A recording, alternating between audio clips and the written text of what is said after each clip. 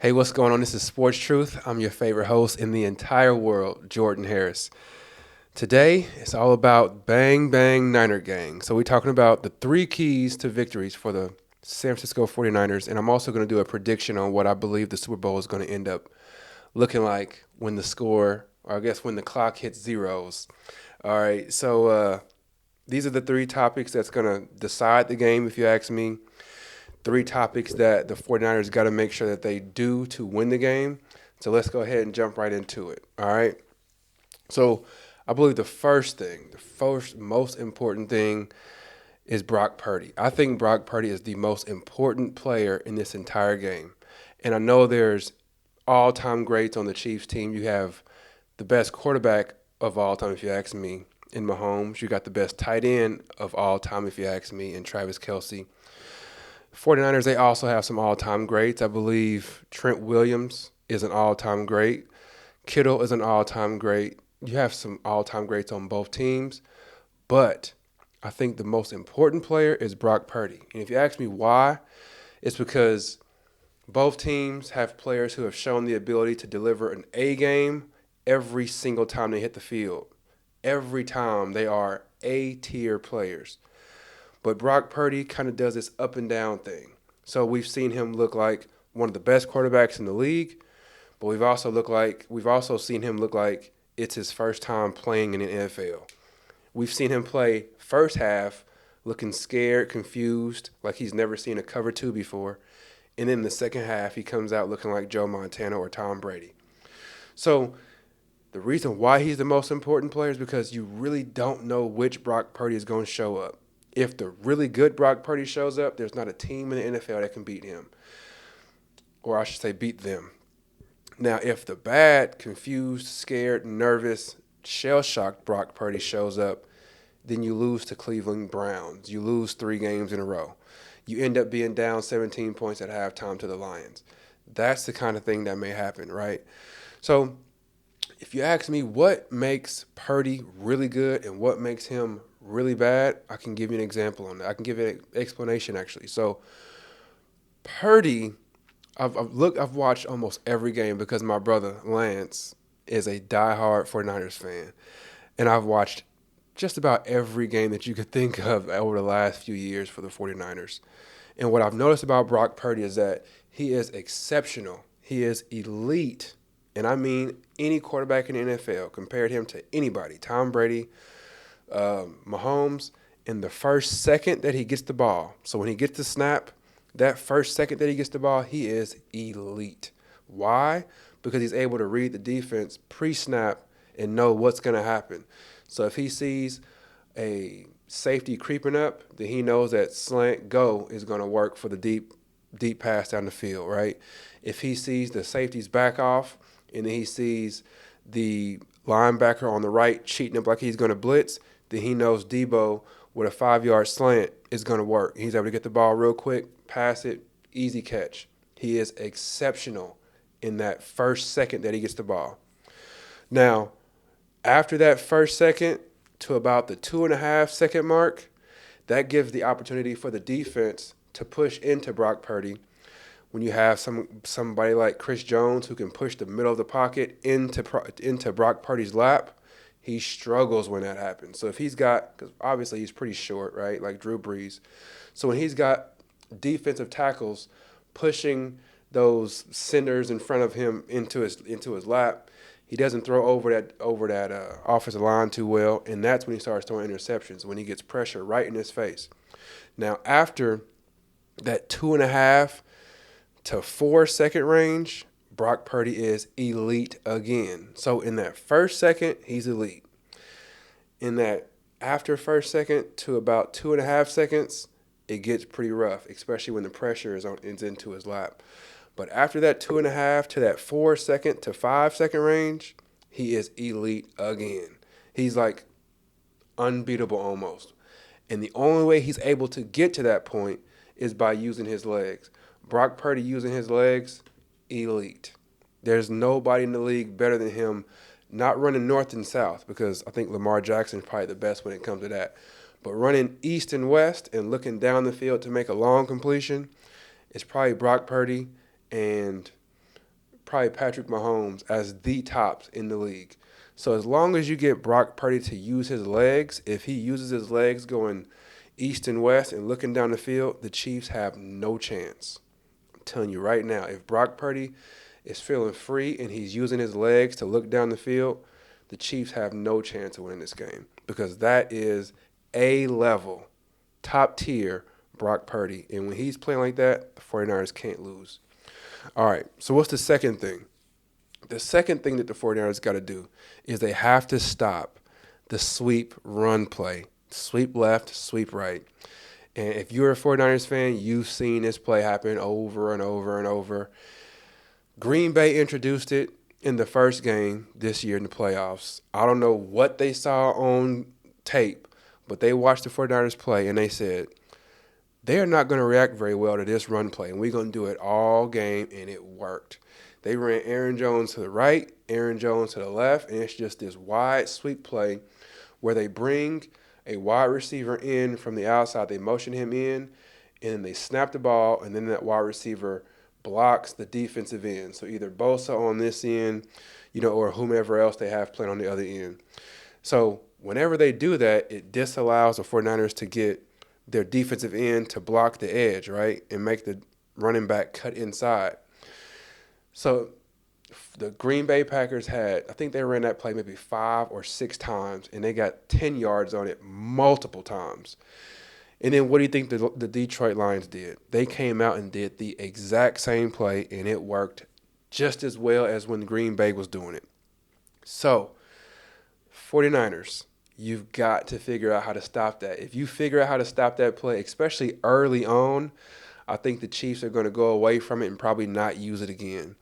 I'm certain that the Chiefs are going to use it at least one time in the first 2 possessions, if not a couple of times on the first possession.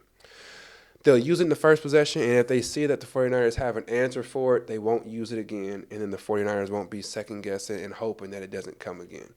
But the Chiefs are definitely going to check to see if y'all did your homework and address that play because that has killed the 49ers in this playoffs, that one play.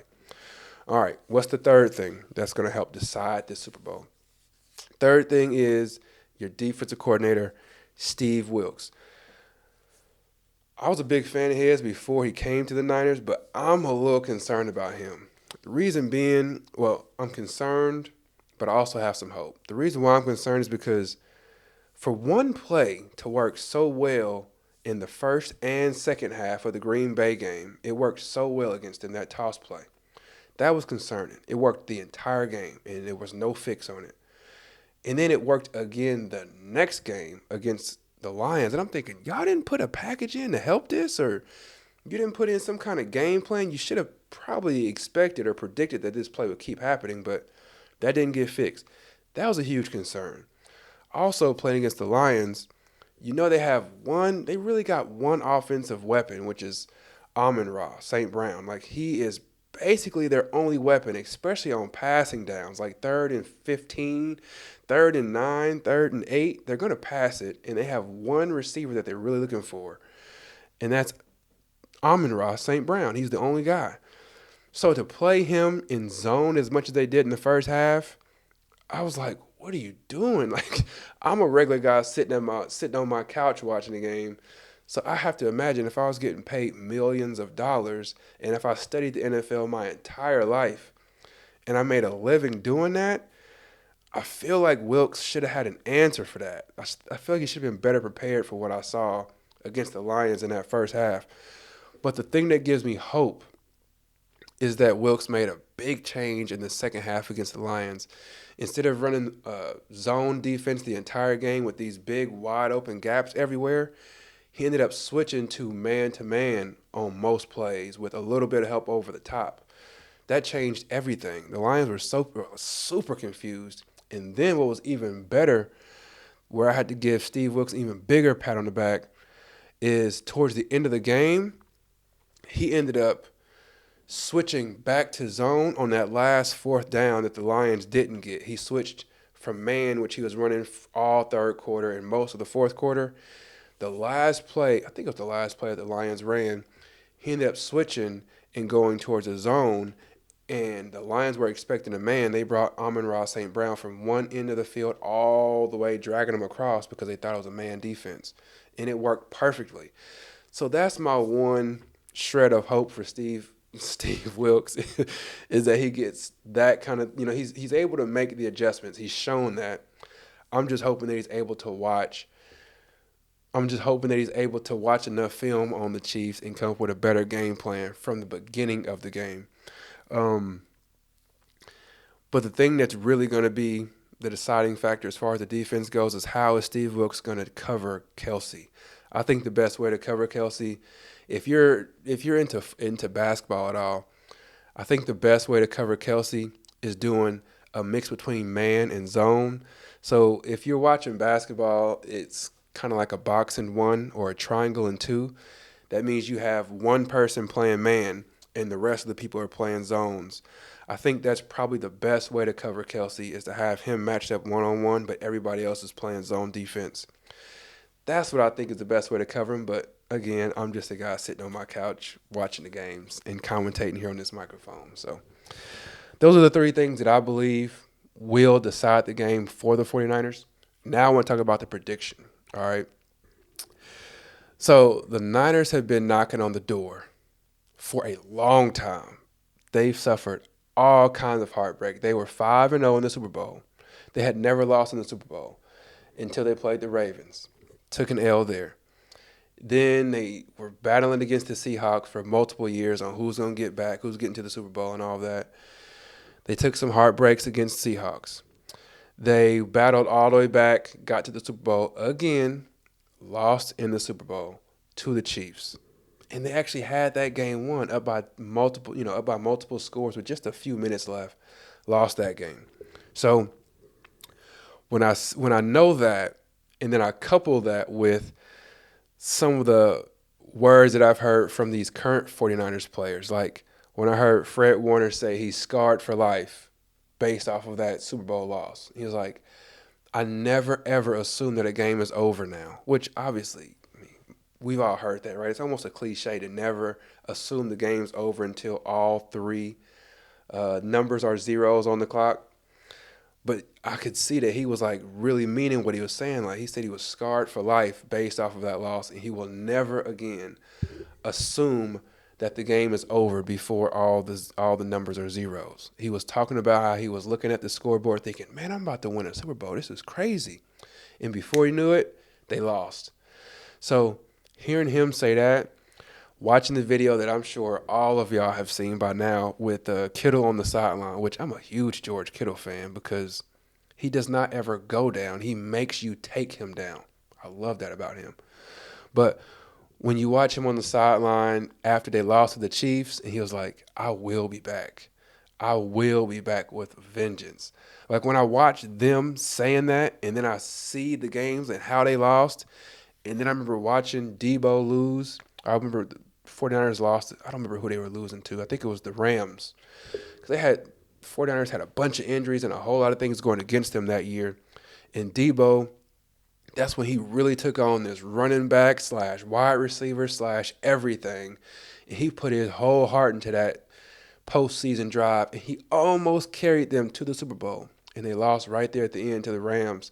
And seeing him, Debo, crying after that game, seeing all of that makes me say, I cannot imagine the 49ers losing this game. I cannot imagine it happen. If I was a betting man, which I am not, I would bet probably $1,000 on the 49ers winning this game. I'm serious. I really would if I was a betting man. But my faith keeps me from doing that. Anyway, so before I give my score, I want to give a real quick story. So this reminds me, the 49ers, they remind me of my brother and I, we own some businesses together. And when we first got started, we would have some small accounts, but we would bid on these large accounts and we would always lose them. And I would ask for feedback, like, why did we lose this account? Why did we not win this one? Why didn't we get that one? And we would always hear like, your numbers weren't detailed enough here. Your numbers were a little bit off there. You didn't describe how you would do this well enough. We would hear all these little things where we just barely missed out. Well, we had this opportunity to bid on this big account for about $400,000. And When I tell you I studied that thing night and day, I knew everything like the back of my hand and the front of my hand. I knew all the numbers. I knew everything about that bid. There was nothing that I did not know.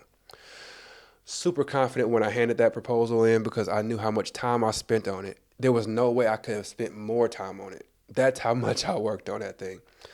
So I ended up getting a call from this company that we gave the proposal to. They called me, and we were a really small company, and this is a really huge opportunity. There were 21 other companies bidding on this. I'm sorry, 20 other companies. We were the 21st company. So we were this little tiny company that nobody knew about, and there were 20 other big old companies bidding on this thing. So I handed the proposal. A few weeks later, they called me, and they're like, "Hey, Jordan, I know you're a small company. Would you have the opportunity? We're gonna really consider you for this." And they grilled me with a bunch of questions, and I nailed every single question they gave me. I knocked it out the park, killed it because I was so prepared. Then they're like, "You know what? I think we're actually gonna we're really considering giving you a shot. Why don't you come into the office and do an interview for me real quick?" So I was like, "Okay." I went to the place, and when I walked into the room, I'm expecting me and another guy across the table or another lady across the table, just doing an interview back and forth. But when I got into this room, it was actually a conference room, and it was maybe 15 to maybe 18 chairs around this huge conference table. Every one of those chairs was full.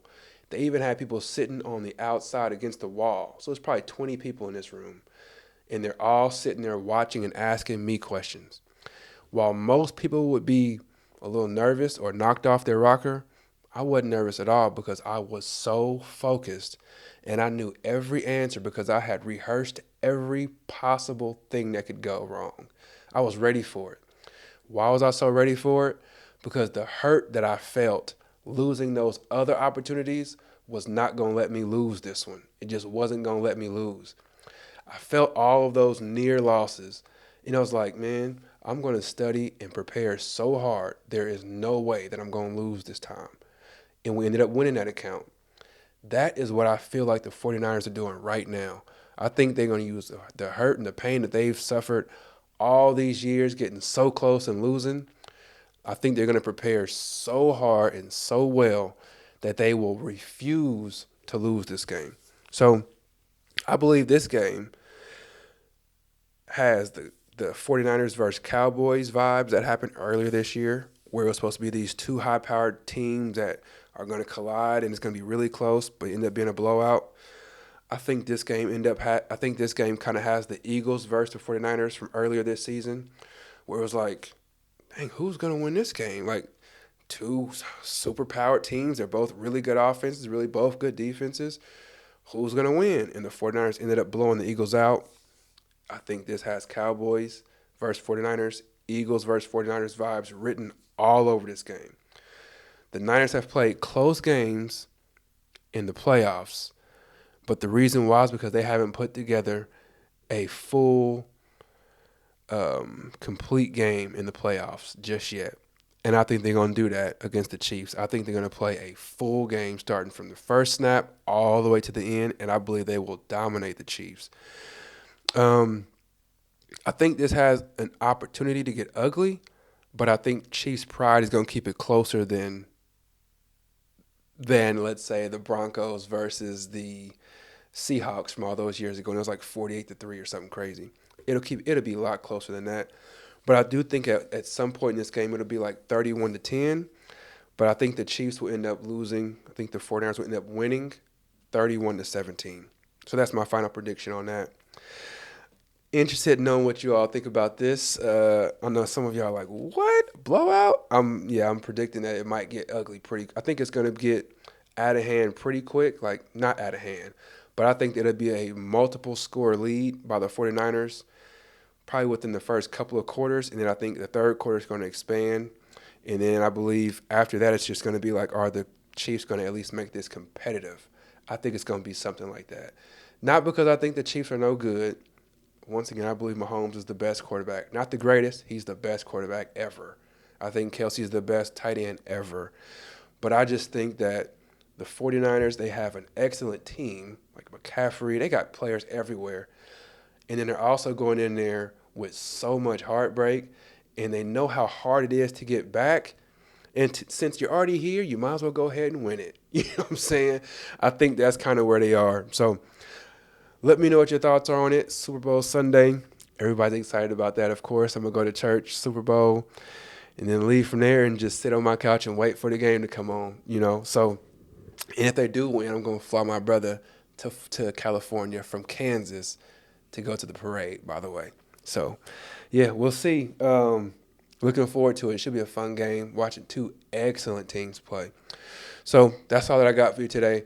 Please do like the video, subscribe to the channel. I typically do a lot of Miami Hurricane stuff, but I'm also, especially since it's the off season of the Hurricanes, I'm going to be doing some NFL, NBA stuff here and there. So, yeah, that's all I got for you today. Please like the video, subscribe to the channel. You could be anywhere in the world, but you're here with me, and I truly appreciate that. Take care. God bless. Peace.